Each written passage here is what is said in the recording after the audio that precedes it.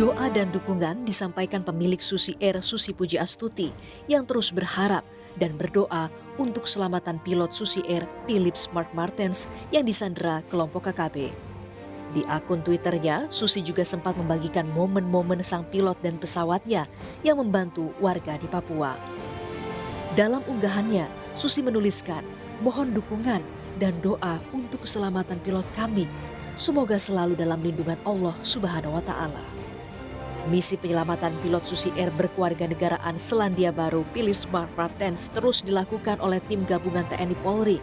Untuk mendukung misi penyelamatan, pemerintah bahkan menurunkan tim negosiasi. Kapolda Papua, Matius Devakiri, mengklaim lokasi pilot sudah diketahui. Kalau tim negosiasi sendiri udah mulai jalan kapan, Pak? Sudah, tadi ini buktinya kan sudah mulai jalan, Pak Bupati, Pak DPR. Kami berharap ini terus dilakukan komunikasi. Seiring dengan upaya penyelamatan pilot yang dilakukan tim gabungan TNI Polri, pemerintah juga terus berkoordinasi dengan pemerintah Selandia Baru untuk melaporkan perkembangan pencarian. Pemerintah Republik Indonesia terus melakukan komunikasi dengan pemerintah Selandia Baru untuk memantau dan mengakselerasi penanganan pembebasan sandera. Sudah 8 hari pilot Susi Air disandera oleh KKB. Penyanderaan terjadi ketika maskapai Susi Air akan mengevakuasi warga yang mendapat ancaman dari KKB. Pesawat Susi Air dengan nomor penerbangan SI 9368 dibakar dan sang pilot disandera. Salmawati, Tim Liputan, Kompas TV, Mimika, Papua Tengah. Untuk mengetahui informasi terkini dari proses negosiasi pembebasan pilot Susi Air asal Selandia Baru, Philips Mark Martens, sore ini sudah bersama dengan Kasatgas Humas Operasi Damai Kartens, Kombes Doni Charles. Selamat petang, Pak Doni.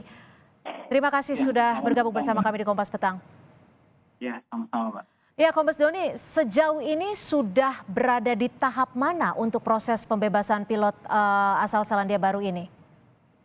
Ya, jadi perlu kami sampaikan bahwa distrik Paro itu sebagai tempat crime scene-nya, tempat kejadian perkara.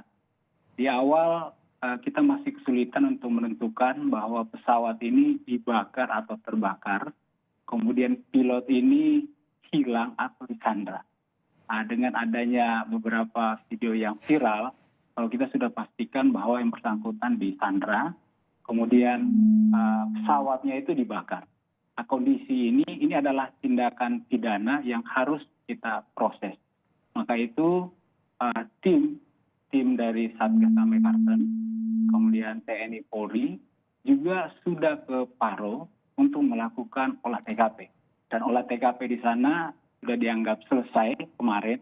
Kemudian bangkai pesawatnya juga sudah digeser dari runway. Sehingga kondisi terakhir di Paro itu boleh dikatakan sudah bisa didarati lagi oleh pesawat. Oke. Dan ya. Ya, Kombes Doni, lalu seperti apa proses negosiasinya? Apakah ada permintaan khusus dari para penyandera agar pilot Susi Air ini bisa segera dibebaskan? Ya, jadi pendekatan yang kita lakukan ini adalah pendekatan soft. Ya, kita menggunakan pendekatan lunak. Seperti yang disampaikan oleh Bapak Kapolda, masih terbuka ruang-ruang komunikasi. Jadi ruang-ruang komunikasi inilah yang kita kedepankan dengan mengutamakan keselamatan sandera. Jadi ini adalah operasi pencarian dan penyelamatan. Jadi yang utama di sana bagaimana kita menempatkan keselamatan pilot ini yang prioritas. Maka itu upaya-upaya tetap kita lakukan seperti tadi, dengan mengedepankan tokoh masyarakat, pemerintah daerah di sana yang punya peluang untuk melakukan komunikasi yang intensif. Demikian, ya. Apakah sudah ada komunikasi dengan pihak KKB tersebut dan sudah adakah hasil ataupun kesimpulan dari komunikasi yang telah dilakukan? Iya, perkembangan dari hasil komunikasi itu ada. Cuma memang ini kita harus ikuti terus. Karena itu tadi, pendekatan yang kita lakukan harus soft sehingga kita mempercayakan kepada tim yang bekerja di lapangan. Maka tidak bisa kita menyampaikan itu secara terbuka sekarang. Biarlah tim ini bergerak. Mudah-mudahan harapan kita bersama bisa mengembalikan Sandra ini dalam keadaan sehat dan seperti sedia kala. Demikian, Mbak. Jadi saat ini pihak kepolisian hanya menggunakan tokoh-tokoh masyarakat untuk sebagai pihak mediator atau ada pihak lainnya yang bisa ikut berpartisipasi? Iya, karena memang tidak semua punya akses untuk berkomunikasi.